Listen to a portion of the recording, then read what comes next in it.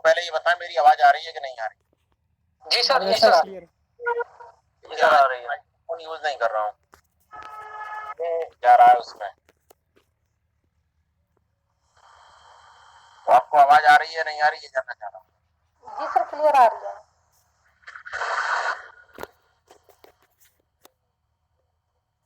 1885 में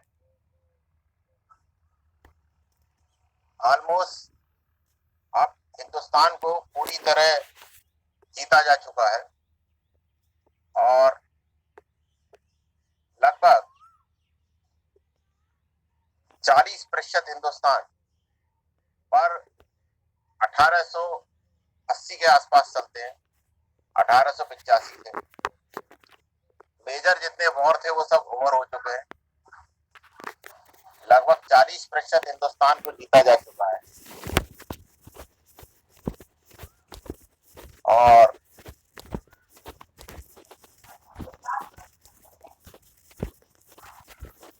साठ प्रतिशत जो हिंदुस्तान है, जिसे प्रिंसली स्टेट कहा जाता है, वो अपने करंट फॉर्म में आ चुका है। करंट से मतलब 1947 और 1880 के बीच में कोई बहुत मेजर चेंज नहीं हुआ। एरिया ज्यादा इतना हुआ होगा, 40 से बढ़ के ब्रिटिश इंडिया का 42 हो गया होगा, उसका घट के 58 हो गया। इससे ज्यादा चेंज नहीं आया। अभी भी जो 3 मेजर क्राइटेरिया होते हैं किसी भी कंट्री के, वो ना तो ब्रिटिश इंडिया फुलफिल करता है और ना ही प्रिंसली स्टेट। 3 मेजर क्राइटेरिया कौन कौन से? 3 मेजर क्राइटेरिया है। नंबर फर्स्ट है यूनिफाइड इंडिया। भारत धार्मिक और सांस्कृतिक तौर पर एक है, लेकिन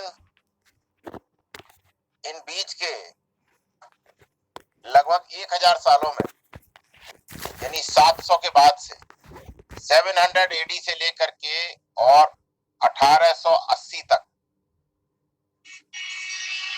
बल्कि और कहिए तो 1857 तक के, भारत इन लगभग 1000 साल में या 1100 सालों में धार्मिक तौर पर एक रहा, सांस्कृतिक तौर पर एक रहा, इवन आर्थिक तौर पर एक रहा। व्यापार होता था भिन्न भिन्न रियासतों के बीच में, भिन्न भिन्न राजाओं के बीच में, भिन्न भिन्न राजाओं की प्रजाओं के बीच। थोड़ा बहुत तो था ही, बहुत नहीं था। सामाजिक तौर पर भी एक, आप इन दी सेंस कह सकते हैं कि जो जाति प्रणाली हिंदुस्तान के एक कोने में थी वो दूसरे कोने में, जो जजमानी प्रथा हिंदुस्तान के एक कोने में थी वो दूसरे कोने में, जो धार्मिक प्रथाएं थी वो भी एक सी थी, बहुत अंतर नहीं था। लेकिन राजनीतिक तौर पर इन 1000 सालों में बहुत ज्यादा हर्षवर्धन के बाद से हिंदुस्तान बहुत छोटी और बड़ी भिन्न भिन्न राजाओं के कार्य क्षेत्र में बटा रहा, रजवाड़ों में बटा रहा, राज्यों में बटा रहा, नवाबों में बटा रहा, मुगलों में बटा रहा, दिल्ली सल्तनत के साथ साथ दक्कन में अन्य सल्तनतें भी रही उनमें बटा रहा, विजयनगर एम्पायर रहा, दक्षिण के अन्य एम्पायर रहे, गुजरात के रहे, नॉर्थ के रहे। आप उठा के देखें तो 700 के बाद से ही 1800 तक आपको एक पैटर्न देखने को मिलेगा। जो अखंड भारत का कंसेप्ट है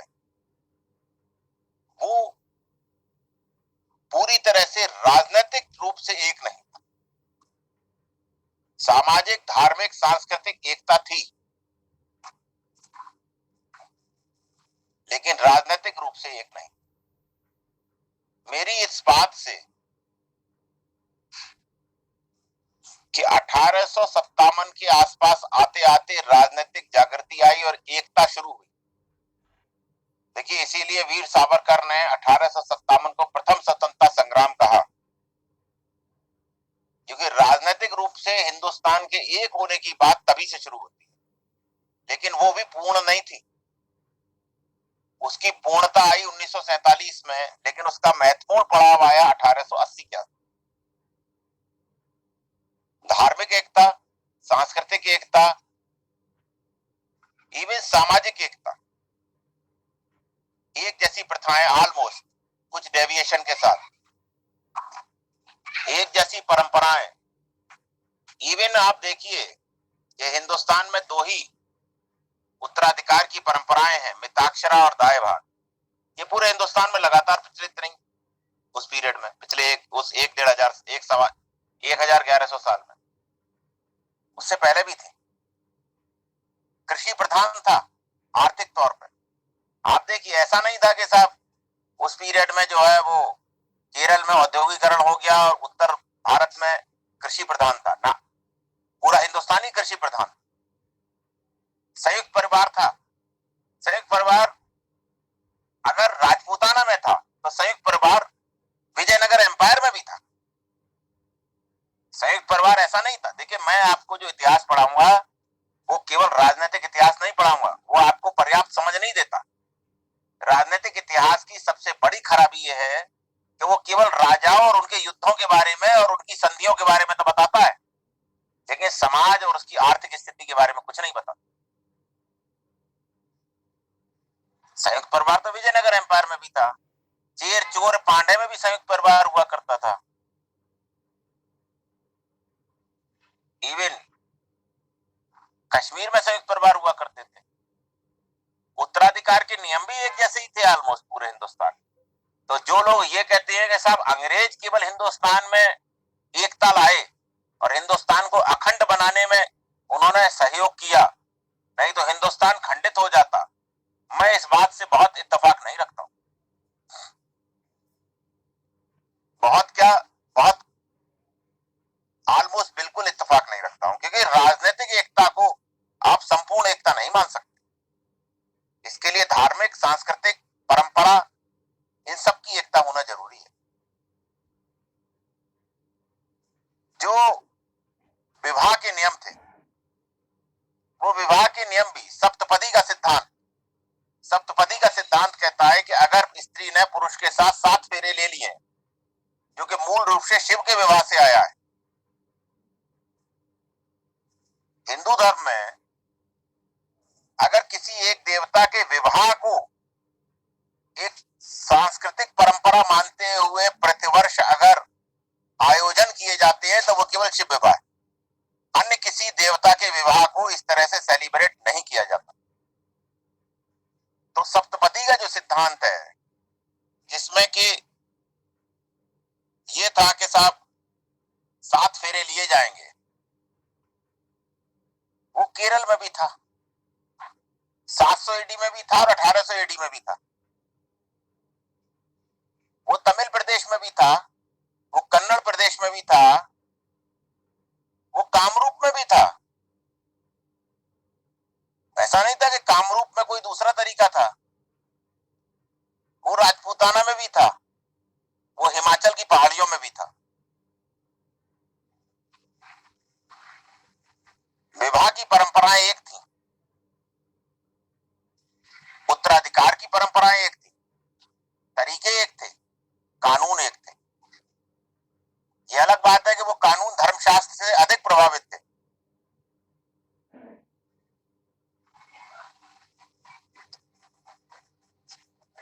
सामाजिक अन्य परंपराएं थोड़ी बहुत भिन्न हो सकती हैं, लेकिन अन्य चीजें भी एक जैसी ही थी।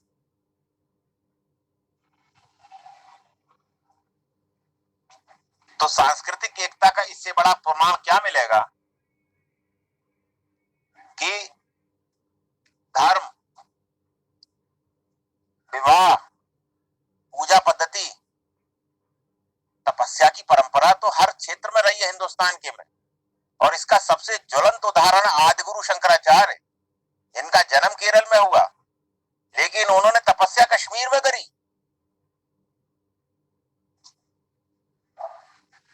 इसीलिए कश्मीर को शंकर की भूमि कहा जाता है। मठों की स्थापना द्वारिका में करी, जो गुजरात में है, उड़ीसा में करी, देवभूमि उत्तराखंड में करी।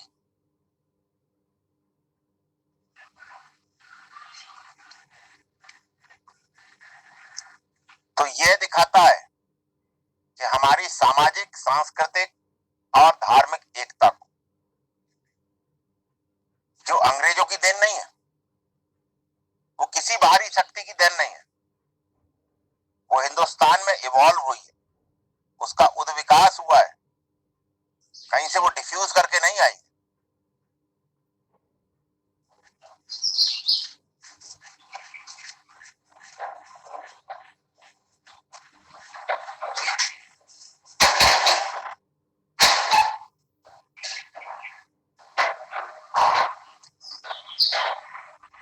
अब सवाल उठता है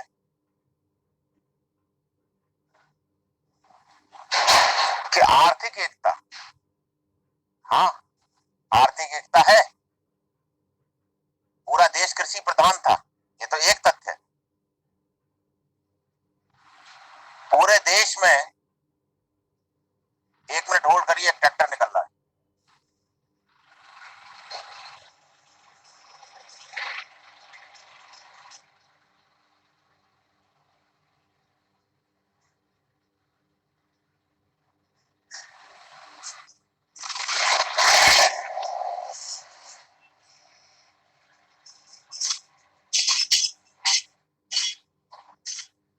आप लोगों को भी ट्रैक्टर की आवाज आ रही है, केवल मुझे ही आ रही है? आ रही है सर।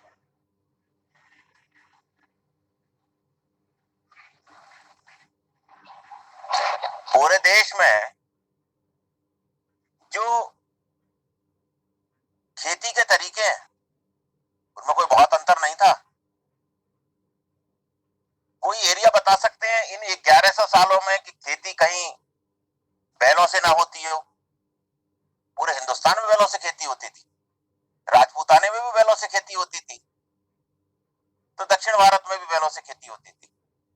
बैलों से जुड़े त्योहार हैं दक्षिण भारत में, कोई बताएगा उसका नाम क्या है?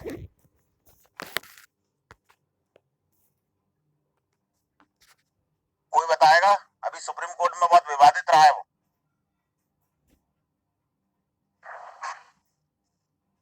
सर जल्लीकट्टू करके सर शायद नाम है, सर तमिलनाडु। बिल्कुल सही।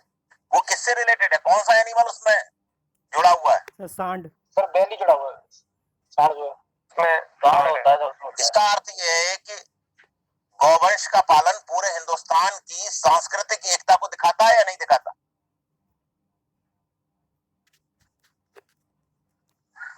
इसका अर्थ यह जी है सर। कि खेती में जो उत्पादन का तरीका था, उत्पादन का तरीका क्या है कि खेती की जुताई कैसे हो, तो पूरे हिंदुस्तान में एक ही तरीका था ना जुताई करने का, बैलों के माध्यम से या भैंसों के माध्यम से। तो किसान के जीवन का अभिन्न हिस्सा थे बैल और भैंस। तो ये ऐसा तो है था नहीं कि राजपूताना में केवल बैल पाए जाते थे साहब, वहीं के किसान इससे खेती करते थे। क्या हिंदुस्तान में घोड़े से खेती सुनी थी आपने कभी? कहीं देखी है? नहीं सर। हाँ, यूरोप में होती है, यूरोप में होती है, अमेरिका में होती है घोड़े से खेती। और सर उससे नॉलेज भी हो जाती होगी सर पशुपालन की, तो एक नॉलेज भी सर जोड़ने का काम करती है ना सर। तो भाई एक बात बताइए, तो खेती के करने के तरीके, अच्छा दूसरी चीज, खेती करने का जो हल है, ये 700 एडी, मैं तो 700 एडी के बाद का जिक्र कर रहा हूं, उससे पहले भी ऐसा ही था। मैं तो एक केवल पीरियड बता रहा हूं कि इस पीरियड में राजनीतिक जो एकता थी वो गड़बड़ हुई, लेकिन अन्य एकताएं बनी रही। खेती करने का जो तरीका है मुझे ये बताया कृपया कि आपको लगता नहीं कि दक्षिण भारत में हल ही चलते थे? उत्तर भारत की तरह पूर्वोत्तर भारत में भी हल से ही खेती होती थी, जहां जहां खेती हो सकती है।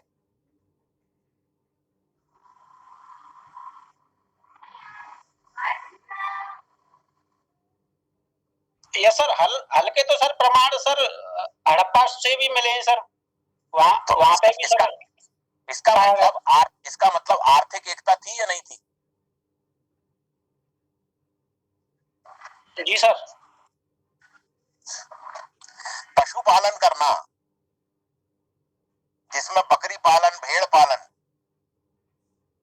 जीवन जीने के लिए ही तो थे, ये जीविका ही तो थी भाई। आर्थिक का मतलब हर वो चीज जो आपकी रोजी रोटी से जुड़ी हो। तो भेड़ पालन, भैंस पालन, गौवंश पालन, बकरी पालन, ये पूरे हिंदुस्तान भर में था या नहीं था? तो क्या, और एक चीज और है, क्या उनसे जुड़े त्योहार नहीं थे? ऊंट पालन, जहां जहां उनसे जुड़ी हुई आर्थिक गतिविधियां प्रधानता में थी, वहीं उन्हें पवित्र माना गया है। राजस्थान में ऊंट बहुत पवित्र है। तो ये चीज क्या दिखाती है? हमारी आर्थिक एकता को।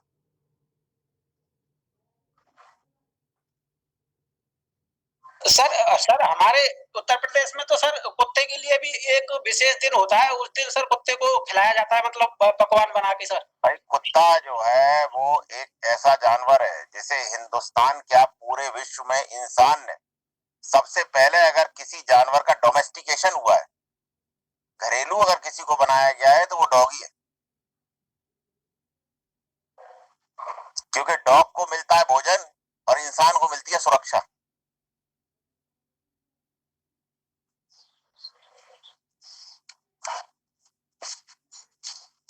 अब आप मुझे बताएं कि खेती करने के तौर तरीके, हल से लेके बैल तक, गेहूं से लेके चावल तक, फसलों की वैरायटी से लेकर के सब कुछ तो हिंदुस्तान में था एक जैसा ही।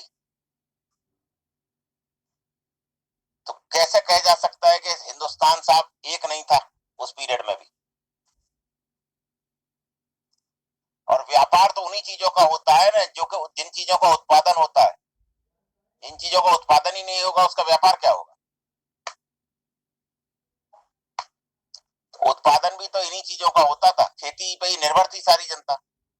तो जिन चीजों का उत्पादन होता था उन्हीं का व्यापार होता था। तो ये कहना कि हिंदुस्तान आर्थिक रूप से एक नहीं था, महामूर्खता के अलावा और कुछ नहीं। ये कहने वाले की अज्ञानता को दिखाता है। सामाजिक रूप से एक नहीं था, ये बिल्कुल गलत। धार्मिक रूप से एक नहीं था, ये बिल्कुल गलत। सांस्कृतिक रूप से एक नहीं था, बिल्कुल गलत। हाँ, राजनीतिक रूप से पूर्णतः एक नहीं था।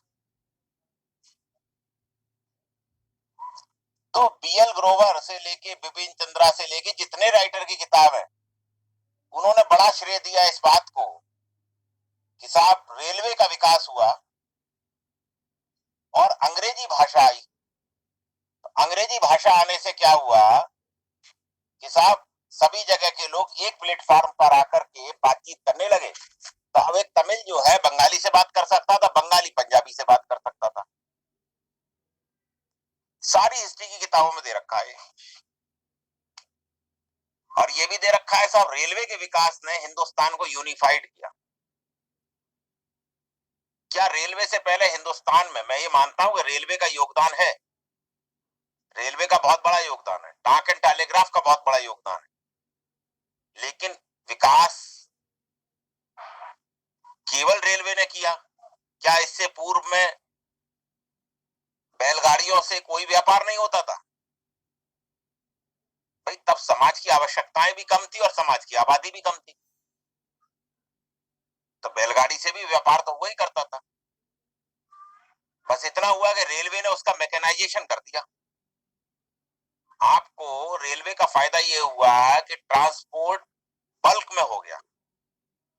जहां 2 बैलगाड़ी जाया करती थी और 30 दिन लिया करती थी, वही रेलवे ने 30 वैगन 3 दिन में जोड़ दिए।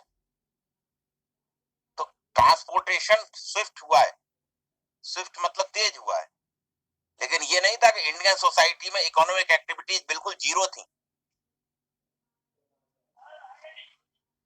और ऐसा नहीं है कि इंग्लैंड में साहब बहुत पहले से रेल चल रही थी या यूरोप में बहुत पहले से रेल चल रही थी, उसमें भी इन्हीं पीरियड में हुआ है सारा विकास। उनमें भी तो इकोनॉमी ऐसे ही रन करती थी, तो उनमें तो एकता मानी जाती है। हिंदुस्तान में केवल रेलवे की वजह से एकता आई। अब आप मुझे ये बताएं कि आपके सामने जो मैं ऑल्टरनेट व्यू रख रहा हूं कि आर्थिक एकता मौजूद थी, मात्र लैंग्वेज अंग्रेजी भाषा और रेलवे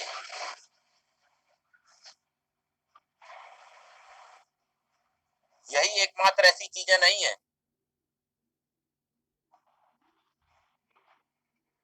जिन्होंने हिंदुस्तान में एकता लाई। मेरी इस बात से आप सहमत कितना है और असहमत कितना है? अब मैंने इतनी भूमिका बना दी है कि राजनीतिक एकता के बारे में को छोड़ करके बाकी सभी एकताओं के बारे में आपका जो व्यू है वो थोड़ा बहुत क्लियर हुआ है या नहीं हुआ? बिल्कुल हो गया सर। यस सर, क्लियर है सर। Yes sir. जी सर क्लियर है। जी सर। सर फिर इन ये जो लेखकों के खिलाफ किसी ने आवाज नहीं उठाई है, जो लिखा गया है, ग्रोवर करके जो थे, विपिन चंद्रा थे, इनके खिलाफ आवाज क्यों नहीं उठाई गई कि आपने ये चीजें गलत लिखी हैं? क्यों गलत लिखी हैं? जब उन्हें पढ़ के नंबर मिल रहे हैं तो यहाँ लोग एग्जाम क्वालिफाई करने आते हैं, जीवन के दर्शन को बदलने के लिए थोड़ी आते हैं। आपने बीएल ग्रोवर विपिन चंद्रा पढ़ी या नहीं पढ़ी? विपिन चंद्रा तो पढ़ी है सर। तो सर विपिन चंद्रा पढ़ी है। बीएल ग्रोवर पढ़ी है? नहीं सर, नहीं पढ़ी मैंने। हिस्ट्री की आप स्पेक्ट्रम पढ़ रहे हैं? हाँ स्पेक्ट्रम है सर। उनमें भी लिखा हुआ है, मोस्टली बुक में लिखा हुआ है। सर मेंस के जितने भी नोट्स है हमारे पास उसमें भी यही है। क्या लिखा हुआ है? उसमें टॉपिक यही है कि रेलवे ने भारत को एकता से जोड़ा इस तरह से। अब आप इतना कहानी सुनने के बाद आधे घंटे बाद आप किस निष्कर्ष पर पहुंचे हैं? सर निष्कर्ष तो यही है, इस विद्यमान थी, बस रेलवे ने उसको थोड़ा सा बढ़ा दिया। एस के पांडे में क्या लिखा है? एस के पांडे में सर ये लाइन होती है कि मतलब कहीं ना कहीं अंग्रेजों ने रेलवे को विकास तो किया था, लेकिन कहीं ना कहीं इसमें उन्होंने अपना ही मतलब इकोनॉमिक ग्रोथ देखी थी। देखो मेरी बात समझो, आप फिर मुद्दे से भटक रहे हो। आप हिंदी बिल्कुल जिसे कहना चाहिए टिपिकल अप्रोच मत अपनाइए, आप फिर मुद्दे से भटक रहे हैं। हम ये नहीं कह रहे कि अंग्रेजों ने अपना भला सोचा या बुरा सोचा, हम केवल इतनी बात तक लिमिटेड है अभी कि क्या जो ये लिखा हुआ है कि रेलवे ने हिंदुस्तान को एक किया, या जो भाषाई एकता अंग्रेजी के कारण आई उसने हिंदुस्तान को एक किया, क्या जो आधुनिक शिक्षा उन्होंने हमसे इंट्रोड्यूस करी कि एक यूनिफाइड पैटर्न है हमारी पढ़ाई का, उसने हमें एक किया, इससे आप किस हद तक सहमत हैं? सर इस बात से मैं पूर्ण रूप से सहमत नहीं है सर। पहले से भी विकास था ना हमारे भारत में। तो आप मुझे तर्क दीजिए ना, जैसे मैंने आपको तर्क दिए ऐसे तर्क, ऐसे मात्र कह देने से आपकी बात कोई मानेगा नहीं।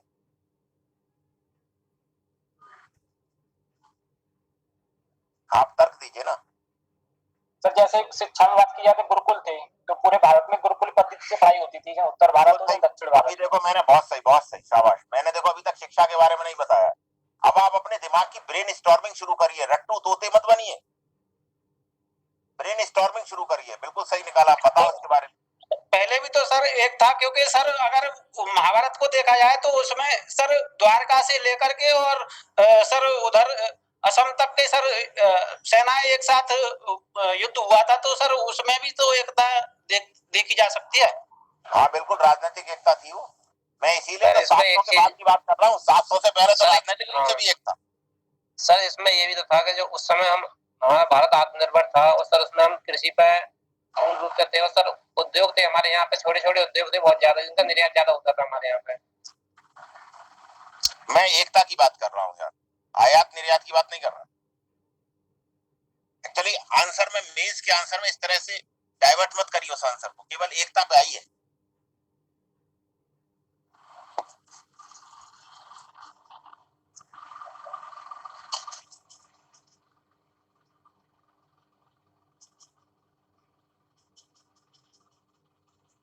बताएं सर। पोस्ट ऑफिस व्यवस्था आई थी जिसके द्वारा कम्युनिकेशन होता था। बेटा सवाल ये है ही नहीं, सवाल ये है कि क्या सांस्कृतिक, धार्मिक, शैक्षणिक या आर्थिक एकता हिंदुस्तान में केवल अंग्रेजों के आने के बाद आई या उससे पहले भी मौजूद थी? सर उससे पहले भी मौजूद रही है। जैसे एजुकेशन का हो गया, गुरुकुल सिस्टम हो गया, आपका मुद्रा का सर लगभग एक जैसी मुद्रा रही होगी मेरे हिसाब से, उत्तर भारत से दक्षिण भारत तक जो चलती थी, उससे भी सर एकता को दिखाई देता है। मुद्रा तो अलग अलग रही है लेकिन एक्सचेंजेबल रही है। हाँ सर। और ये बात तुमने बहुत अच्छा पॉइंट उठाया कि गुरुकुल का सिस्टम पूरे हिंदुस्तान में एक जैसे, और पूरे हिंदुस्तान में हर भाषा में गुरु शब्द प्रयोग किया गया है।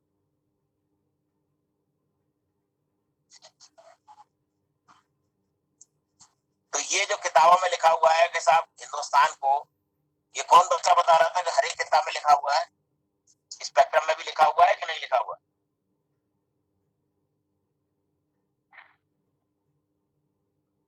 बोले।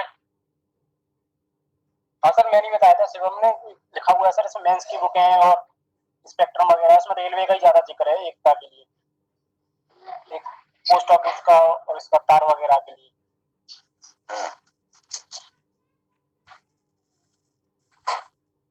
सर इसमें एक चीज और है सर कि जैसे अभी जो शादियां होती हैं उसमें जैसे बारात जाती है तो सर साथ ही साथ लौट आती है, लेकिन पहले सर 8 या 10 दिन रुकती थी क्योंकि फैसिलिटी उतनी अच्छी नहीं थी। वो भी तो सर देखा जा सकता है इसमें। विवाह की परंपराएं कह रहा हूं मैं, बारात के रुकने की बात नहीं कर रहा। आपको उससे भी ऊपर लेवल की बात करनी है। विवाह की परंपराएं, सप्तपदी तो एक ही जैसी थी ना, 7 फेरे वाला। सप्तपदी मतलब 7 फेरा। जी सर। विवाह की परंपरा एक जैसी थी। देखो भाई, आप जो एग्जाम्पल दे रहे हो बिल्कुल सही एग्जाम्पल है, जो भी बच्चा बोल रहा है, लेकिन ये एग्जाम्पल लिखने लायक नहीं है। आपको लिखना है 7 फेरे की परंपरा एक जैसी। भाषा में थोड़ा सा सुधार लाने की जरूरत होती है। ये तो आम देहात की भाषा है कि साहब 8 दिन रुका करते थे। तो आपको लिखना है कि सप्तपदी की परंपरा पूरे हिंदुस्तान में एक जैसी। तो ये दिखाता है कि विवाह जैसे महत्वपूर्ण जो इंस्टीट्यूशन है, विवाह की जो महत्वपूर्ण संस्था है, वो पूरे हिंदुस्तान में एक जैसी थी।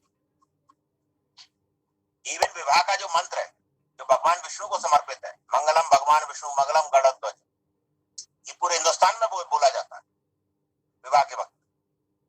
तो ये दिखाता नहीं है सांस्कृतिक एकता को?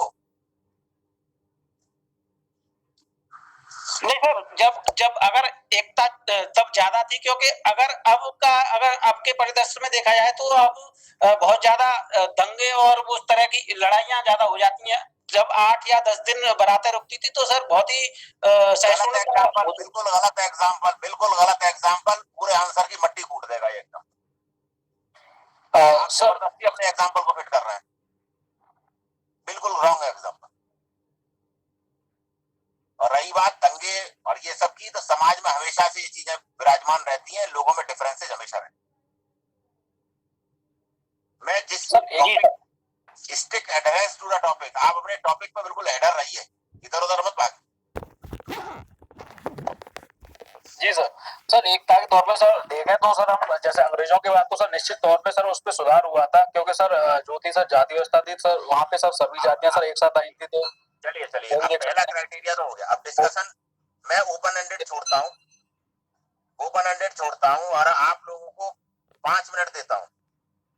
5 मिनट में कोई और इसके अलावा बोलना चाहे, राजनीतिक, सामाजिक, सांस्कृतिक, शैक्षणिक, धार्मिक एकता के बारे में, इवन मनोवैज्ञानिक एकता के बारे में बोलना चाहे, साइकोलॉजिकल सर योग पद्धति के बारे में जैसी रही हो किस समय। बहुत बढ़िया, शाबाश शाबाश, ये बिंदु बहुत अच्छा उठा।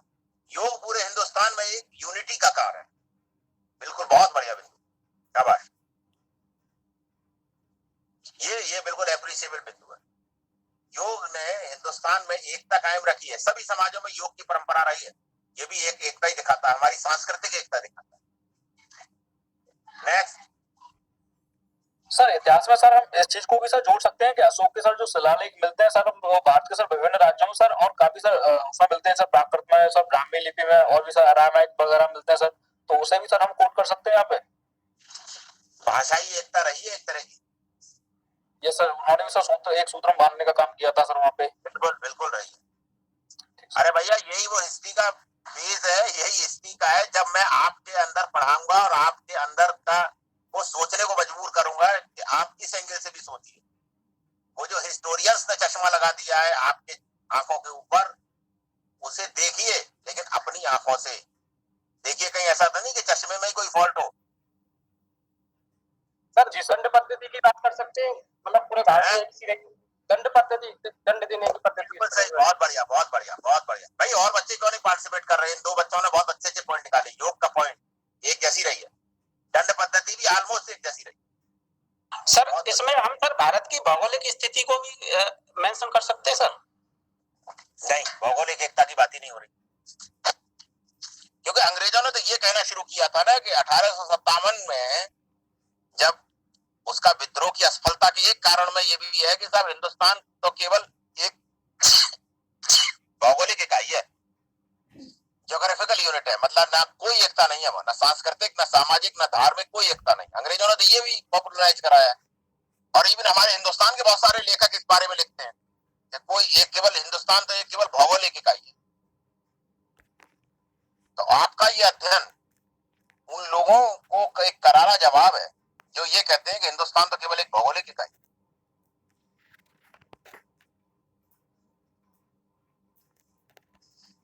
बताएं, शाबाश, और बोले। अब मैं नाम लेके बोलूंगा तब बोलेंगे आप लोग। अब जो मुद्रा के चलन के रूप में कौन? सर मुद्रा के चलन के रूप में जैसे गोल्ड जो है ये हाँ, इंटरनेशनल लेवल पे गोल्ड का चलन था, तो वो भी एक तरीके से मौद्रिक रूप से पूरे भारत। आपने एग्जाम्पल तो सही लिया है, आपने एग्जाम्पल सही लिया है। कौन बोल रहे हैं? राहुल। राहुल जी, आपने एग्जाम्पल तो सही लिया है, लेकिन उसका एक्सप्लेनेशन गड़बड़ा दिया है। ये बात सही है कि हिंदुस्तान में बचत गोल्ड के रूप में पूरे हिंदुस्तान में रही है, मतलब कि पूरे हिंदुस्तान में गोल्ड को बचत का पर्याय माना जाता रहा है। ये एक एकता का सबूत है। पूरे हिंदुस्तान में गोल्ड को ईश्वर को समर्पित करने की परंपरा रही है। ये दूसरा एग्जाम्पल माना जा सकता है। दक्षिण के मंदिर हो या उत्तर के मंदिर हो, ईश्वर को सोने के समर्पण की, सोने का जो समर्पण है वो ईश्वर को किया जाता है। इसीलिए मंदिरों के जो ऊपर के हिस्से हैं उन पर सोना मड़वाया जाता है। हर आदमी कंट्रीब्यूट करता है उसमें। सर भारत की चिकित्सा पद्धति को रुक जाओ, वो अगले आदमी का तो एक्सप्लेन हो जाता। मैंने कहा ना, मैंने एक ऐसा बिंदु उठा लिया है जिसमें आप सब अपना ब्रेन स्टॉर्म करें और इतिहास को अपने नजरिए से देखें और अपने नजरिए से गढ़ें। गलत नहीं, किसी के चश्मे पे यकीन मत करिए। तीसरा बिंदु सोने के बारे में यह है कि सोने के आभूषण पहनने की परंपरा महिलाओं में पूरे हिंदुस्तान में रही है। हिंदुस्तान के अलावा किसी कंट्री में सोने के आभूषण पहनने की परंपरा नहीं है। तो क्या ये हमारी एकता को दिखाता है या नहीं दिखाता? कर्ण छेदन की परंपरा से लेकर नाक के छेदन की परंपरा तक हिंदुस्तान की स्त्रियों में ही ये कॉमन परंपरा रही, और कहीं होता भी नहीं। बिल्कुल अच्छा पॉइंट उठाया तुमने सोने के बारे में। बचत के रूप में हम उसका उपयोग करते हैं, भगवान को समर्पित करने के रूप में उपयोग करते हैं, स्त्रियों के पहनावे के रूप में उपयोग करते हैं, पुरुषों के पहनावे के रूप में उपयोग करते हैं, और वैल्यूएबल रही है वो हमेशा। ये 5 कॉमन पॉइंट हैं जो हिंदुस्तान में लगातार हर समाज में एक जैसे रहे, चाहे वो राजपूतना हो, चाहे वो हिमाचल के पहाड़ हो, चाहे वो कामरूप हो, चाहे वो तमिल प्रदेश हो, सब जगह एक जैसा ही है। और सबसे इंपॉर्टेंट चीज कि सोना हमारे यहाँ क्या है, अखबार मत ले जाओ, मैं पढ़ूंगा। सोना हमारे यहाँ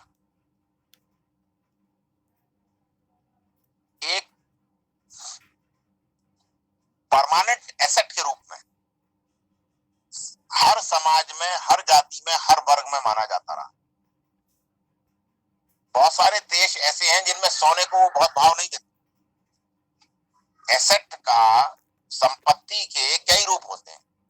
नोट संपत्ति का एक रूप है, आपके पास जमीन है वो संपत्ति का एक रूप है, आपके पास मकान है वो संपत्ति का एक रूप है, लेकिन आपके पास कार है ये भी एक संपत्ति का रूप है, आपके पास 4 बैल है ये भी एक संपत्ति का रूप है, आपके पास 10 भैंस है ये भी एक संपत्ति का रूप है, आपके पास गोल्ड है, ये पूरे हिंदुस्तान में कॉमन।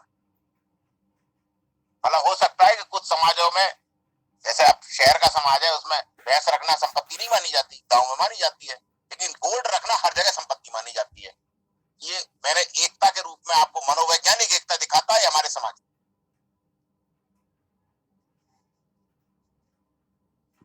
Very good. अब नेक्स्ट बच्चा। सर इसमें जो है भारत की जो आयुर्वेदिक चिकित्सा पद्धति थी उसको भी सर मेंशन कर सकते हैं। बहुत बढ़िया। ये कौन बच्चा बोला? सर नकुल।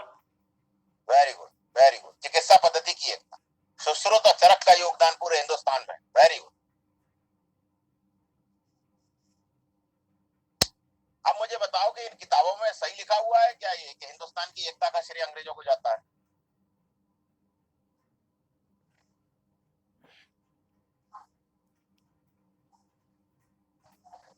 सर मूर्ति पूजा को भी ऐड कर सकते हैं इसमें? नहीं, मूर्ति पूजा में नहीं कर सकते, लेकिन धर्म में एक है, ये चीज हर कोई धर्म मानता है, चाहे मोहल्ला में कोई भी माने। हिंदुस्तान की राजनीतिक जो सांस्कृतिक एकता इसे दिखाता है। नेक्स्ट। और बच्चे, मैं नाम लूंगा, कुछ बच्चे बिल्कुल नहीं बोल रहे। अनीता चौधरी।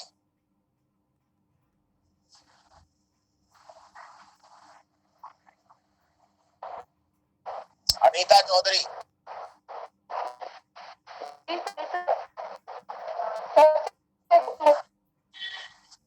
है?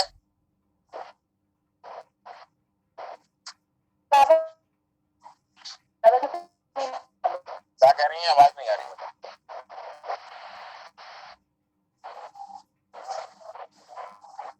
ग्रुप में जिसको नहीं मालूम मुझे।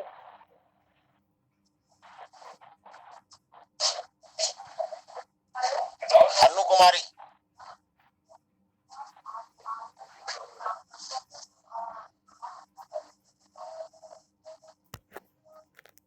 अन्नू कुमारी।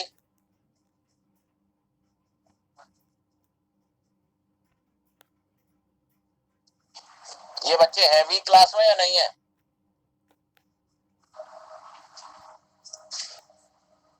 हेलो, क्लास में तो ऐसा ज्वाइन तो कर रखा है सर। मुझे लग रहा है छोड़ के चले गए। ये कौन बच्चा है जो क्लास में ज्वाइन करके चला गया है?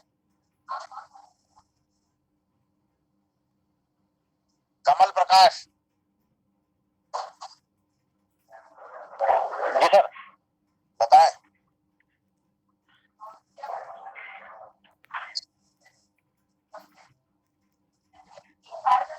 कोई और बिंदु आपके दिमाग में आ रहा है? और सर जो आया था सब सबने बता दिया। गुड, कोई बात नहीं। नरेश कुमार। सर सी को भी ले सकते हैं, जैसे सर चारों तरफ भारत के प्रायद्वीपीय भारत है, उसके चारों तरफ समुद्र है, तो सर कोई विकल्प भी नहीं बचता है सर अखंडता का, तो वो सर खंड होने का। नहीं नहीं, ऐसा कुछ नहीं, ये गलत तर्क है। यूरोप के चारों तरफ समुद्र है, उसके बावजूद भी यूरोप बहुत ज्यादा खंडों में बटा हुआ है। 25-30 देश हैं जितने बड़े में हिंदुस्तान है।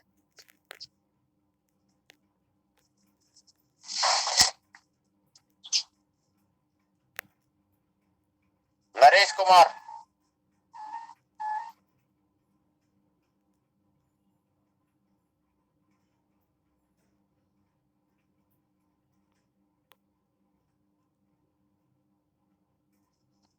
आवाज नहीं आ रही।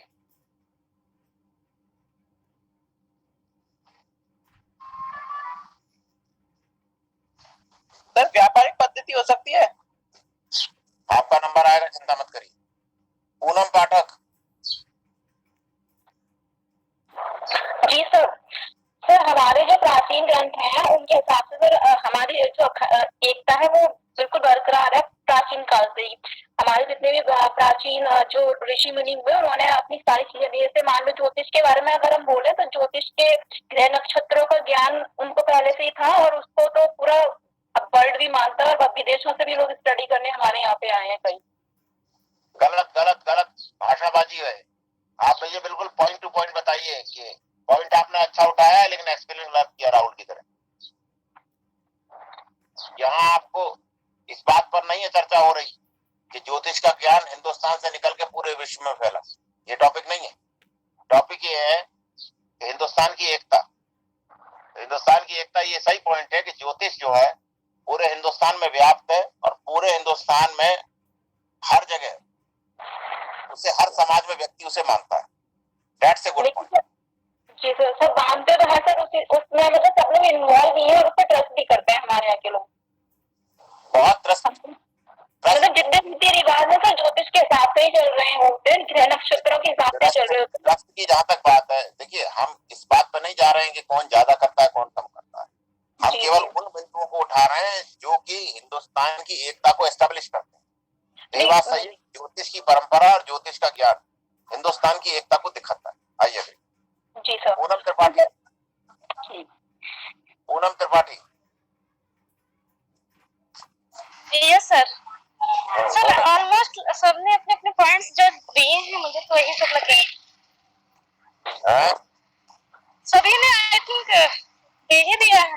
जैसे इन्होंने योग वाला बताया, मैम ने ज्योतिष का बताया। आपको ये मूल्यांकन नहीं करने के लिए दिया गया है किसने क्या दिया सर मैं यही सब सोच रही थी। मुझे लग रहा है कि सारे पॉइंट इन लोगों ने कवर कर दिए मेरे वाले। अभी तो हजारियों पॉइंट बचे हुए। सर मैं थोड़ा उस प्रेजेंट टाइम की भी बात करूंगी कि जो रिलीजियस टाइम आया था उस टाइम अंग्रेजों ने हमारे यहाँ पे बहुत ज्यादा एक्सटॉर्शन भी कर दिया था। इससे भी ये सब कहानी नहीं। आप टॉपिक से फिर भटक रहे हैं। ये किस्से कहानी आपको हर जगह मिल जाएगी। इस डिबेट का उद्देश्य ये किस्से कहानी सुनाना नहीं। मुझे कोई फिल्म नहीं बनानी क्योंकि मैं दर्शकों को बुला सकूं, लुभा सकूं। बिल्कुल फैक्चुअल बात कर रहा हूँ। आप मुझे बताइए हिंदुस्तान की एकता के और क्या सबूत है?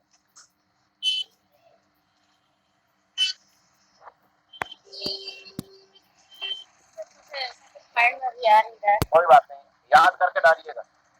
जो लोग आज नहीं बता पा रहे हैं वो शाम तक याद करके डालिए। सचिन कुमार।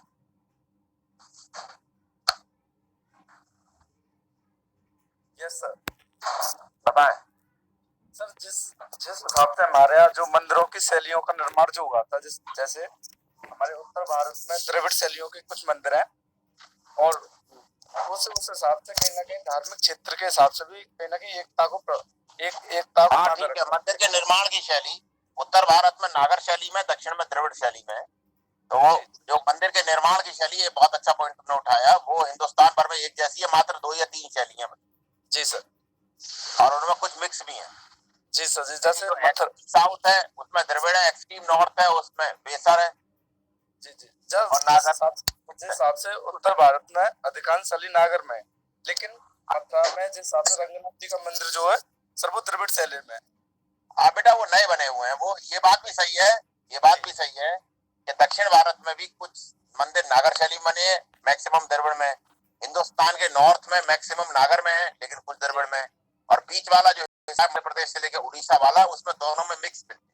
जी सर। सही है। मंदिर के निर्माण की शैली भी हमारी सांस्कृतिक धार्मिक एकता को दिखाती है। सर दूसरा पॉइंट मेरा एक और था सर। जैसे हिंदू नववर्ष में सर हमारे भारत में जगह जगह पर विभिन्न प्रकार के त्योहार मनाए जाते हैं, लेकिन उनकी जो टाइमिंग है वो एक ही, जो फसल काटने की होती है। जैसे पंजाब में बैसाखी होती है सर। बहुत बढ़िया पॉइंट। जी सर। बहुत बढ़िया पॉइंट। मेरे ख्याल से हिंदू जो नववर्ष हमारे यहाँ मनाया जाता है, ओणम, साउथ में उसे ओणम कहते हैं सर। केरल में उसको विशु बोला जाता है, उत्तराखंड में उसको बिखोरी उत्सव बोला जाता है, असमिया में बोहाग बोला जाता है। अलग अलग है लेकिन मनाया जाता है। सिमिलरली जो मेरे ख्याल से 14 जनवरी को मकर संक्रांति होती है, खिचड़ी का पर्व, उसे अलग अलग नामों से बुलाया जाता है, लेकिन पूरे हिंदुस्तान में मनाया जाता है। जी सर, लेकिन उनकी जो टाइमिंग है एक ही टाइमिंग है हिंदू नंबर। हाँ, टाइमिंग है, बिल्कुल आई डू है। इवन होली के त्योहार, दीपावली के त्योहार को भी देखिए, त्योहारों में भी देखिए एकता है। यस वेरी गुड, बहुत अच्छा point. Sonam Sharma yes sir. बोले, शाबाश। सर मेरे पास अभी ऐसा कोई पॉइंट याद नहीं है। कोई बात नहीं, याद करने का कोशिश करें, शाम तक बताएं। वैभव पाठक। सर व्यापार की पद्धति एक सी होगी। हाँ, एक जैसी थी। साहूकार हर जगह मौजूद थे, ब्याज पे देने वाले भी हर जगह मौजूद थे। साहूकारी की परंपरा हर जगह थी, ये बात बिल्कुल सही है, मैं सहमत हूँ। बहुत सारी चीजें एक जैसी थी। व्यापार तो उसी चीज का होगा ना जो पैदावार होगी। जब पैदावार एक जैसी थी तो व्यापार भी एक जैसा ही होगा।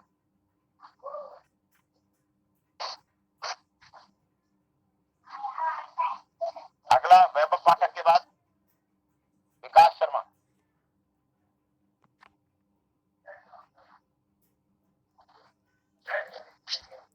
हेलो विकास शर्मा।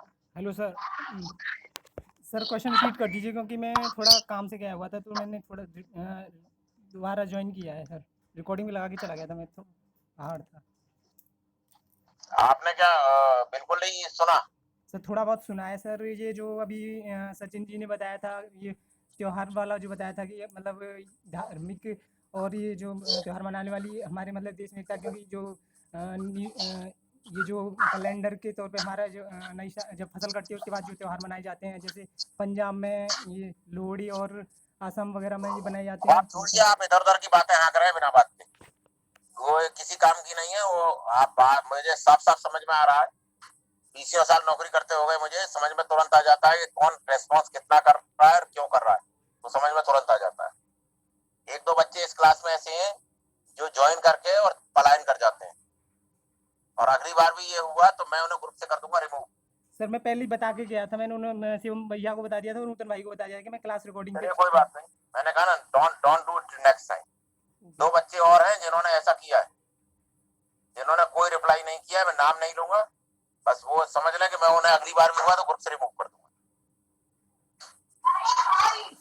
तो खैर, जो हमारा मुख्य मुद्दा था हम उस पर फिर लौटे। तो राजनीतिक रूप से अखंडता स्थापित करने में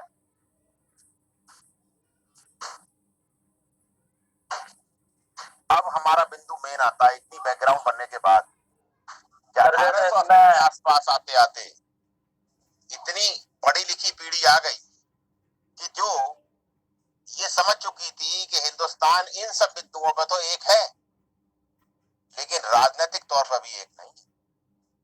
बटा हुआ है ब्रिटिश हिंदुस्तान में और बटा हुआ है प्रिंसली स्टेट्स। 40% हिस्से पर अंग्रेजों की सीधी दावेदारी है, जो उन्होंने संधियों के माध्यम से हासिल किया है, डरा के हासिल किया है, युद्ध से हासिल किया है, षड्यंत्रों से हासिल किया है।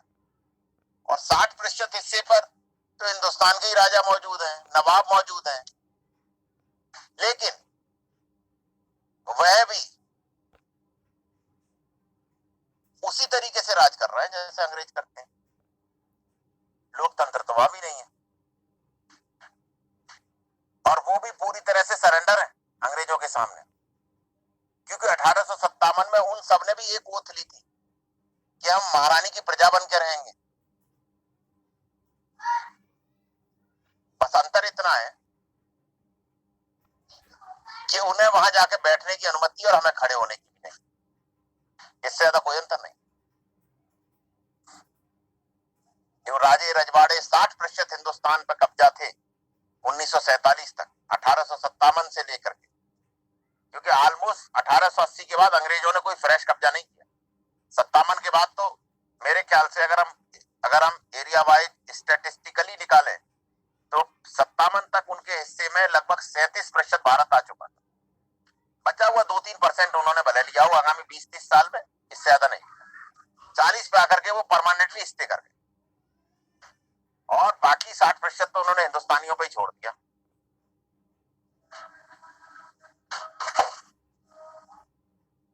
बाकी 2/3 तो उन्होंने हिंदुस्तानियों पे छोड़ दिया, 60% तो हिंदुस्तानियों के पास था। ग्वालियर में सिंधिया के पास था, बड़ौदा में गायकवाड़ के पास था,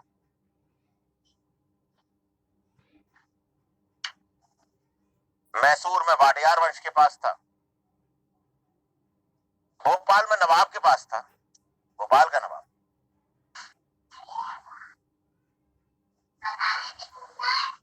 राजस्थान में जैसलमेर के नवाब के, जैसलमेर की जो राजा थे उनके पास था। जोधपुर नरेश के पास जोधपुर वाला एरिया था, जयपुर नरेश के पास जयपुर वाला एरिया था, उदयपुर नरेश के पास उदयपुर वाला एरिया था। लगभग 500 से ऊपर रियासतें थी, राजे रजवाड़े। कश्मीर डोगराओं के पास था।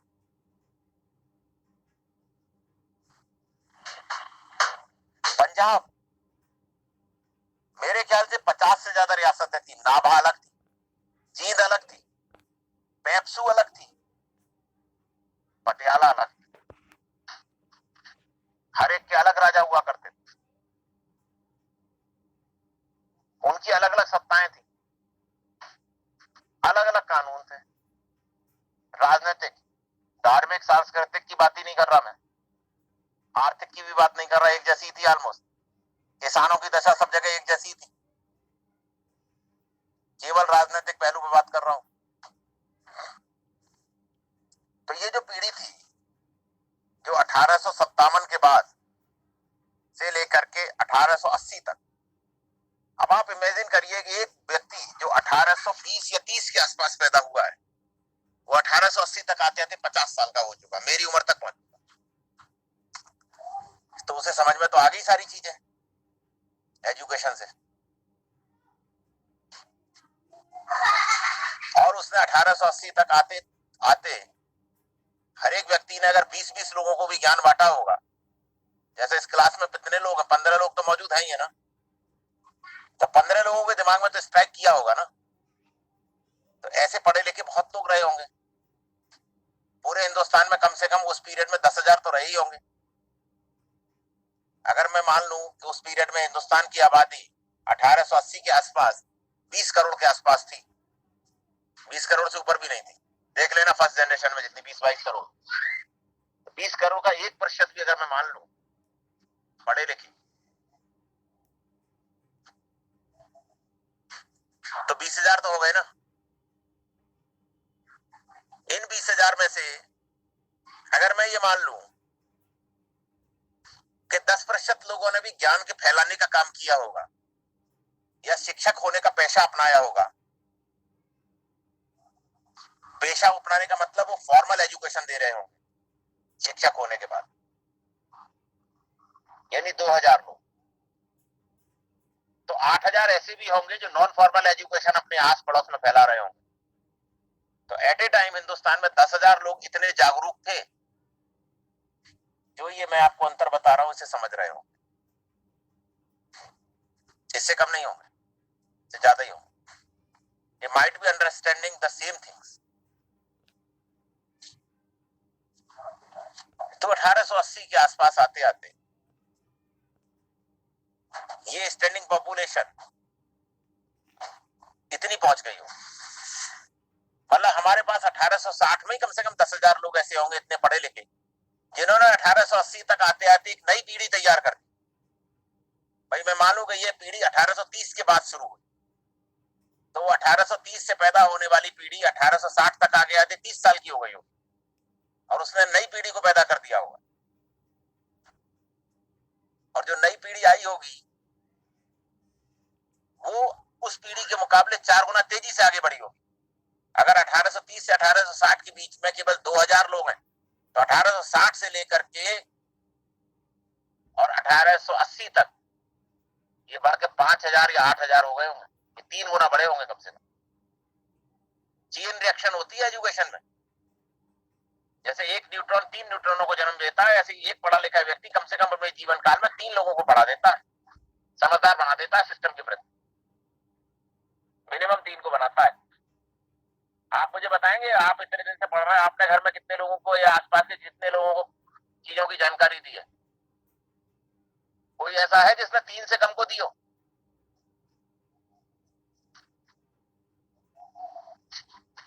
नकुल आप बताओ। यस सर, जो सर डिस्कशन होता है सर, जैसे यहाँ पे हम बैठते हैं तो कई लोग सर अपने अपने पॉइंट रखते हैं, तो कई लोगों तक सर नॉलेज पहुंच जाती है सर। हरिओम आप बताओ।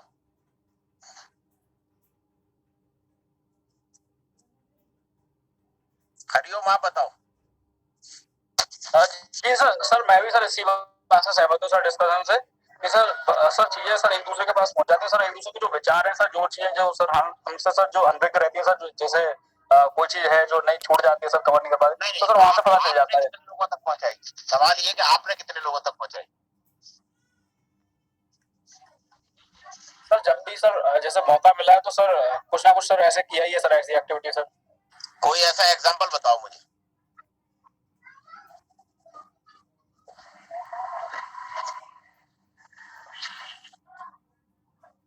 सचिन आप बताओ।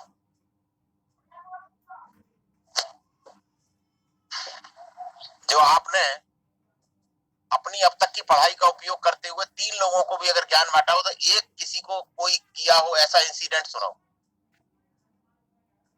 है कोई? ज्ञान का मतलब ये नहीं कि इंजीनियरिंग का ज्ञान देना है, ज्ञान का मतलब ये है कि उन्हें समझदार बनाना है पहले से। बताएं, बोलो सचिन।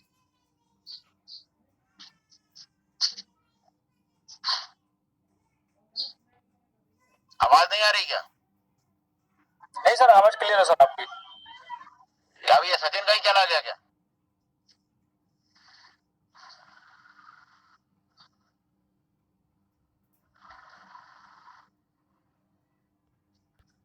नूतन आप बताओ।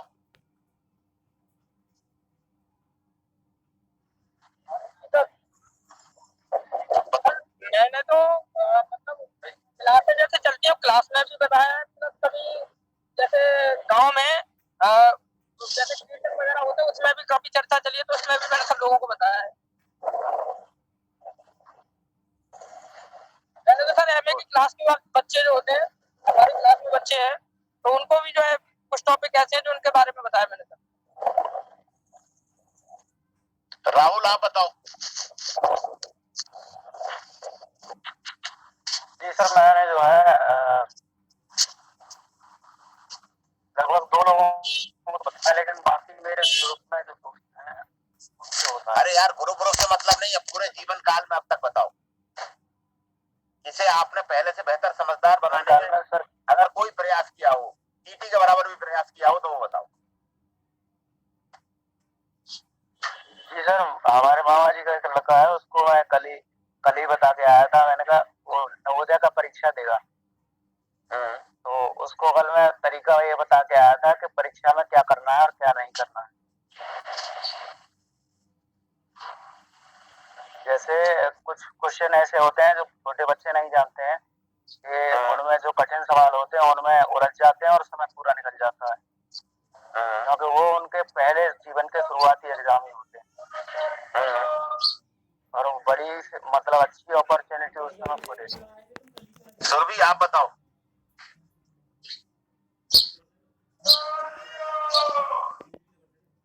सुरभि आप बताओ। सॉरी सर, मैंने अभी ज्वाइन किया, मुझे पता नहीं है किस टॉपिक पे बात हो रही है। आप इतना लेट क्यों ज्वाइन करे हैं? सर मम्मी की तबीयत खराब थी, नवमी की पूजा करनी थी। ठीक है चलिए। तो अब आप ये समझिए कि ये जो पीढ़ी 1880 के आसपास रही होगी, इसने तो बहुत लोग एजुकेट किए होंगे। सर जो ठंडों में सर जब अलाप जब जलाया जाता है, तो सर वहां पे जो डिस्कशन होता है सबसे ज्यादा नॉलेज सर वहीं से फैलती है, मुझे सर ऐसा लगता है। हाँ वो एक नॉलेज के डिस्पेंसिंग का सेंटर है, तो आप लोगों ने भी तो और लोगों को और समझदार बनाया होगा। ये सर वहाँ पे सर डिस्कशन किया करता था, जैसे गांव में जो सर बड़े बुजुर्ग हैं सर उनके साथ में, तो सर वहां से नॉलेज सर फैलती है सर। अरे आपने किसी को समझदार बनाने में मदद करी कि नहीं करी? एक लाइन सर बता। मैं बोलूं कुछ? सर जी सर, मैंने तो सर ट्यूशन के माध्यम से की है। हाँ बोलो बोलो। सर मैं बताता हूँ। मैं बोलना चाहूंगा सर, एजुकेशन से जैसे मैंने सीखा, तो जो लॉकडाउन लगा था तो मैंने कम से कम 150 बच्चों को फ्री ऑफ कॉस्ट जो पढ़ाया। अब तक मैं 2 साल तक लगातार बहुत बढ़िया, शाबाश, very good, very very very good, बहुत बढ़िया काम। सर मैं बताता हूँ सर, एक एग्जांपल आपको अपना पर्सनली। हाँ सर जैसे कि नॉलेज की बात है ना, मेरे पापा हैं सर, वो पढ़े लिखे नहीं है ज्यादा, तो सर उन्होंने टेक्नोलॉजी की नॉलेज थोड़ी थोड़ी उन्हें मतलब अपडेट किया उन्होंने। एक तो वो, एक मेरी भतीजी है सर जो अभी 6 ईयर की है, तो सर शुरू में वो ये कहती मुझे पढ़ना नहीं है, पढ़ना पता नहीं क्या हैबिट थी उसकी। तो फिर सर मैंने उसे आपके बारे में बताया था और समझाया था थोड़ा सा, और तो लास्ट ये कुछ दिन की बात है, अब सर वो पढ़ने में इतना इंटरेस्ट लेती है बहुत ज्यादा है। और सर मेरे अभी कोरोना हुआ था तो मेरे गाँव में कुछ बच्चे थे जो सर माँ बाप नहीं पढ़ाते थे उन बच्चों के लिए, मतलब स्कूल नहीं जाते थे, गवर्नमेंट में जाते थे। तो सर वहाँ मैंने लगभग मैं 4 महीने गाँव में रहा था, तो मैंने सर बिल्कुल फ्री पढ़ाए थे, लगभग कभी 100+ बच्चे हो जाते, कभी 90 बच्चे, और उसमें 10 तक के बच्चे थे। तो सर मैंने उसमें ग्रुप बनाए थे बच्चों के, और उन्हें एजुकेशन का जो मतलब था उस समय आपसे जुड़ा हुआ सर, आपकी फोटो में दिखाता था उन बच्चों के लिए, सबके लिए। तो सर आज उन बच्चों में इतना बदलाव, उन परिवारों में, कुछ परिवार तो ऐसे थे जो बच्चों को पढ़ाना चाहते नहीं थे, मैंने उन्हें बताया था मैं शिक्षा का ये है। तो सर जिन परिवारों को बताया था उनके बच्चे और उनके माँ बाप उसे सीखे हैं, और जो उनके जनरेशन आएगी वो भी सीखेगी। तो इतना तो सर पर्सनली ये मैंने किया अपने गाँव में भी और अपनी फैमिली में भी। बहुत बढ़िया, बहुत बढ़िया, बहुत बढ़िया, शाबाश। और कौन बच्चा बोला था? कमल, तुम बोले थे, कमल प्रकाश। जी सर। सर गाँव में है कि मेरे गाँव में ऐसे बच्चे पढ़ता था, तो 2 बच्चे थे जो डिस्टर्ब करते थे मुझे, तो पढ़ते नहीं थे वो। तो मैंने उनके माँ बाप को समझाया, सर मैं भी आंदोलन में पढ़ाना कीजिए, ये ऐसे रह जाएंगे। तो मैंने खुद उनको जाके एडमिशन दिलवाया स्कूल में, प्राइमरी में, और कॉपी पेंसिल दिलवाई, और कुछ ऐसे ही मतलब फ्री कॉस्ट पढ़ाया, जैसे मित्र भैया ने बताया भी था। तो मैंने भी इनके साथ साथ मैंने भी पढ़ाया है, और बच्चों को टॉफी देके, लड्डू देके माध्यम से उन्हें बुलाता था कि कल तुम्हारा पेपर होगा और तुम्हें जो फर्स्ट आएगा वो तुम्हें पेंसिल दी जाएंगी या रख दी जाएंगी या कुछ भी, ऐसे करके उन्हें बुलाता था मैं, फ्री कॉस्ट पढ़ाता था मैं। ऐसे इतना ही मैं बच्चों को ऐसे पढ़ाया था। बहुत बढ़िया, बहुत बढ़िया, बहुत बढ़िया। और कोई कुछ बताना चाहता हो अपने जीवन से जुड़ा किस्सा? सर मैं एक चीज सर और कोट करना चाहूंगा सर, मेरे सर आपके एग्जांपल तो सर यही है सर, सभी को सर जो भी जैसे मिलते हैं सर, तो उन्हें सर आगे मोटिवेट तो सर मैं करने का काम करता है सर, जैसे आप लोग सभी लोग करते हैं, यहाँ पे सर बताते हैं सर सारी चीजों को। तो सर एक चीज और मैंने कही थी सर लोगों से, जैसे कुछ और बच्चे सर जो थे जो सर प्रिपरेशन करना चाहते थे, तो सर यूपीएससी की सर मैंने उन्हें एग्जाम्पल यूपीएससी का ही दिया कि कम से कम हम इस लोग की इसकी तैयारी करते हैं सर्विसेज की, तो सर कम से कम जैसे बाद में चल के सर जैसे सिलेक्शन नहीं हो पाता है तब भी सर एक अच्छे इंसान का सर निर्माण तो होता ही है सर। जैसे हम सारे बुक्स को पढ़ते हैं तो सर हमारा जो देखने का नजरिया है सर वो तो सर पूरा वहां से चेंज होता ही है, तो सर सोसाइटी में सर आगे जी सर, तो सर मैंने कहा इसका तो सर इम्पैक्ट पड़ता ही है। और सर जब भी सर ऐसा मौका मिलता है तो सर वहां पे अपना पूरा सर देते हैं और सर करते हैं सर ऐसे करके। बहुत बढ़िया, शाबाश। Anyone else? कोई और व्यक्ति? जी सर हमारे गांव में एक गवर्नमेंट स्कूल है, उसमें मतलब टीचर्स की कमी है। 1-2 टीचर ही हैं जो मतलब प्रिंसिपल हैं, और एक जो क्लर्क है, बस 2 ही हैं, बाकी टीचर्स की कमी थी। तो मैंने वहाँ पे जाके सर मतलब पढ़ाया है, और मतलब अभी भी जैसे कभी क्लास लेनी होती है तो वहाँ पे जाके पढ़ाते हैं। और एक प्राइमरी स्कूल है, वहाँ पे मतलब भी टीचर्स मतलब उनका ऐसा रहता है कि कभी-कभी आते हैं वो लोग, जैसे अलीगढ़ से आते हैं, कभी-कभी आते हैं, तो वहाँ पे भी हम जाके क्लास ले लेते हैं सर। बहुत बढ़िया, तो यही है। तो एक क्वेश्चन था मेरा आपसे, एक क्वेश्चन था सर आपसे मेरा, आप ये बात चलिए तो मैं पूछ लूं। सर मेरे गांव में एक बच्चा है सर, वो उसके मतलब थोड़ी फैमिली बैकग्राउंड अच्छी नहीं है, लेकिन सर वो बच्चा पढ़ने में तो मेरे साथ पढ़ा था सर, मैं जाता हूँ जब भी गाँव मेरे पास आता है वो, तो सर वो मतलब बोल नहीं पाता, सुन नहीं पाता है। तो सर गवर्नमेंट में ऐसे बच्चों के लिए कुछ कहीं पे हो सकता है सर उस बच्चे के लिए? हाँ, डीफ एंड डम्प का स्कूल होता है, हर जिले में मौजूद है ये स्कूल। आप इंटरनेट पर सर्च करो तुरंत मिल जाएगा, डीफ एंड डम्प स्कूल हर जगह मौजूद है। सर अलीगढ़ में है सर, शास्त्री गेट के पास है सर, अलीगढ़ में। अलीगढ़ में शास्त्री गेट के पास बता रहे हैं। अलीगढ़ में कोयला वाली गली है वहाँ। भाषा मुंह बंद करके मुंह बदल करके भी यार। इवन एएमयू में भी ब्लाइंड्स का स्कूल अलग है बिल्कुल, एएमयू में भी है, एएमयू में भी है। सर मेरी डिस्ट्रिक्ट तो मुरादाबाद है, तो वही होगा ना उसका। मुरादाबाद में भी जरूर होगा। तुम्हारा गांव कहाँ पड़ता है, मुरादाबाद में, संभल में? अब संभल आ गया है चंदौसी के पास में। तुम अभी संभल से बोल रहे हो ना? जी सर। नहीं सर, अभी तो अलीगढ़ में ही हूँ, मैं डीएस कॉलेज से बीएड कर रहा हूँ। अच्छा, तो अब आप मुझे ये बताओ कि जब आप इतना कर रहे हो तो उस जमाने में जो लोग थे उन्होंने भी तो किया होगा। बिल्कुल सर। सर उस समय लेकिन शिक्षा नहीं थी, लेकिन ये था कि पहले ये कहते थे कि मतलब ज्ञान का जो प्रसार होता सीखते होता था। शिक्षा, मैं केवल उन्हीं लोगों की बात कर रहा हूँ कि 20 करोड़ की आबादी में 1% भी अगर शिक्षित थे, यानी कि 20 करोड़ की आबादी में 1% हो गए 2 लाख, और 2 लाख का भी अगर 10% में निकाल लूं तो 20,000 हो गए। 20,000 तो कम से कम ऐसे होंगे शिक्षित 2 लाख हैं, और उनमें से 10% तो ऐसे होंगे जो शिक्षक बने होंगे अपने जीवन काल में किसी न किसी के। जी सर। तो ये 20,000 लोगों ने अलग अलग जगहों पे अलग अलग लेख लिखे होंगे, अलग अलग लोगों को जागरूक किया होगा, और उन्होंने कहा होगा कि भाई ये जो राजनीतिक एकता हमारे यहाँ नहीं है, इसकी आने की जरूरत है। क्योंकि भले ही हमारे 40% हिस्से पे अंग्रेज कायम है, 60% हिस्से पे हिंदुस्तानी राजा ही है, लेकिन पैटर्न में तो कोई अंतर नहीं है, एक जैसा ही है। वहां अंग्रेजों की मनमर्जी चलती है, यहाँ हमारे राजाओं की मनमर्जी चलती है। तो पहला उद्देश्य हिंदुस्तान अखंड था, है और रहेगा, ये मैं आपको समझा चुका हूं। राजनीतिक एकता की पूर्ति के लिए और समाज में असमानता करने के लिए, समाज में भेदभाव को खत्म करने के लिए, समाज में जो कुरीतियां हैं उनको दूर करने के लिए, समाज में जो आय की असमानता है इसे दूर करने के लिए, समाज में एकता लाने के लिए ये आंदोलन की शुरुआत। और इसकी पहली शर्त थी कि सत्ता यानी सरकार अंग्रेजों के हाथ से निकल करके किसके हाथ में जाए? राजाओं के हाथ में चली जाए, नवाबों के हाथ में चली जाए, या जनता द्वारा चुने हुए प्रतिनिधियों के हाथ में चली जाए। इन पढ़े लिखे लोगों की दुनिया में चलते हैं। 1880 में एक गांव में अलाव चल रहा है, हम में से एक पढ़ा लिखा व्यक्ति अजय कुमार वहां बैठा हुआ है, और 20-25 लोग और जुटे हुए हैं। वो कहता है कि नहीं नहीं, हमें राजनीतिक एकता लानी है, गांव में भी और देश में भी। तो कैसे आएगी भाई? अंग्रेजों को भगा दिया जाए यहाँ से, बहुत अच्छी बात है, बहुत बढ़िया बात। सवाल एक, उनकी जगह जो आएंगे कौन आएंगे? राजा आएंगे, नवाब आएंगे सरकार चलाने के लिए, या जनता द्वारा जिन्हें चुना जाएगा वो आएंगे? और आएंगे, चलो ठीक है आ गए, तो क्यों आएंगे?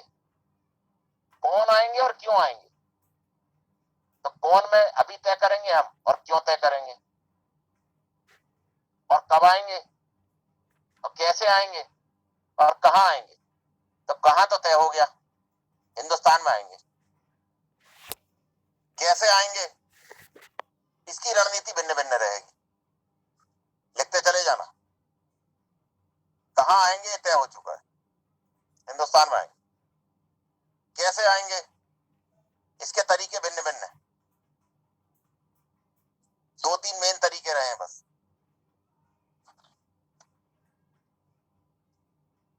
कब आएंगे? अगर हम कोशिश करेंगे तो 5 साल में ही आ जाएंगे। 1880 चल रही है, नहीं मालूम था कि 70 साल लगेंगे, अभी 5 साल में ही आ जाएंगे, 10 साल में आ जाएंगे। तो कैसे आएंगे, इस पर हर आदमी का अलग अलग मत है। कब आएंगे? 5-10 साल में आ जाएंगे। कहाँ आएंगे? हिंदुस्तान में आएंगे। कौन आएंगे? तब आप मुझे बताओ कि जब हम इस तथ्य को गांव में रख रहे हैं चौपाल पे, तो लोग किस ऑप्शन को चुनेंगे? राजाओं के ऑप्शन को चुनेंगे, नवाबों के ऑप्शन को चुनेंगे, चंद 2-4 लोग आ जाएंगे इन्हीं के ऑप्शन को चुनेंगे, या जनता द्वारा चुने हुए व्यक्तियों को चुनेंगे? कौन सा ऑप्शन क्लिक करेंगे भाई? दो बताओ मुझे।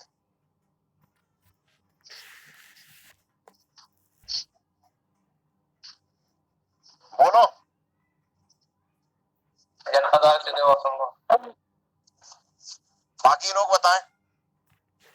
जी सर, जनता द्वारा जनता वाले चुनेंगे। अरे जब जनता से डिमांड हो रही है तो जनता वाले तो चुने जाएंगे। जी सर। ये थोड़ी कहेगी जनता के अंग्रेजों को हटा के राजाओं को बिठा दो। जी सर। है अपने अपने बीच के ही किसी सदस्य को सर प्रमोट करें, है कि नहीं? अब सवाल उठता है कौन चुने जाएंगे साथ, कि इसकी जरूरत क्यों पड़ी, क्यों चुने जाएंगे, क्यों लाए जाएंगे, सत्ता परिवर्तन क्यों किया जाएगा, अंग्रेजों को क्यों भगाया जाएगा, आजादी क्यों चाहिए हमें? अंतिम प्रश्न, इसके बाद मैं इस क्लास को बंद करूंगा 5 मिनट बाद। क्यों चाहिए हमें आजादी?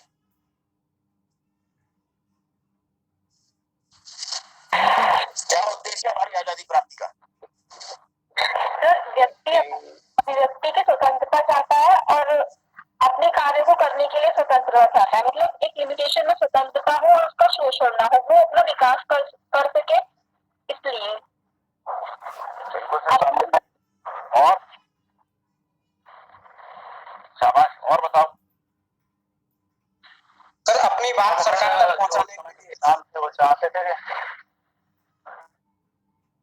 सर अपने अधिकार बताओ, शाबाश बताओ। और सर उनकी गलत और किसान जो है अपनी भूमि, किसान अपनी भूमि करना चाहते थे जिस पर कि कोई भी मतलब उन पर दबाव न हो, स्वतंत्र रूप से समझ लो कि हर एक व्यक्ति का अलग अलग उद्देश्य था, हर एक व्यक्ति का अलग अलग उद्देश्य था आजादी आंदोलन। किसान कुछ और चाहते थे, व्यापारी कुछ और चाहते थे, सामान्य नागरिक ये चाहते थे कि हम कहीं, सामान्य नागरिक ये चाहते थे कि हम कहीं भी ये ना हो पीछे से पुलिस आ रही है, रौंद रही है, पीट रही है, बधुआ मजदूरी करा रहे हैं, कोई सरकार नहीं हो रही है। और बताओ। इतिहास के एकता और अखंडता को बनाए रखने के लिए भी चाहते थे। यस, बहुत बढ़िया। बहुत सारे लोग देश को राजनीतिक रूप से एक करना चाहते थे, और कुछ चाहते थे जल जंगल और जमीन। सर कुछ लोग उनकी पॉलिसियों के खिलाफ थे तो उस वजह से चाहते थे। हाँ। और सबसे बड़ा कारण ट्राइब्स भी तो थी जो अपने एरिया में लड़ती थी। सबसे बड़ा कारण कल्याणकारी राज्य की स्थापना, इसमें सब चीजें आ जाएंगी। जितनी भी चीजें आपने बोली है, ये एक शब्द में अगर मुझे बोलना हो तो ये हो जाएगा कल्याणकारी राज्य की स्थापना। थी या नहीं थी? जी सर। जी सर। है? जी सर। अरे थी या नहीं थी? Yes sir. जी सर। तो ये सब चीजें जो आप बता रहे हो कल्याणकारी राज्य में होती है नहीं होती? बिल्कुल सर होती है। सर होती है। हाँ सर, पब्लिक वेलफेयर में आती है। एक शब्द, तो क्यों चाहते थे? कल्याणकारी राज्य की स्थापना करना चाहते। अब आप मुझे ये बताओ कि जैसा कि आज की इतिहास की किताबों में लिखा हुआ है, जो आपकी यूपीएससी की तैयारी के लिए आती हैं, उस तरीके से पढ़ाना ज्यादा ठीक रहेगा, या ये जो मैं तरीका आपको बता रहा हूँ ये तरीका आपको पसंद है? मैं दोनों ये ठीक है सर, हमारी अप्रोच बदलती है सर इससे, अगर हम थोड़ा सा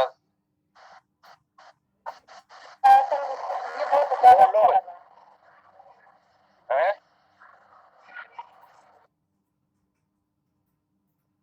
बोलो भाई, फटाफट बोलो। सर ये भी ठीक है सर, लेकिन थोड़ा सा हमारे एग्जाम के सिलेबस जो मतलब क्वेश्चन होते हैं वहां भी कनेक्टेड चाहिए चीजें। हाँ। इससे हमारी अप्रोच काफी बदलती है, ये हमें मेंस में बहुत हेल्पफुल होगा सर।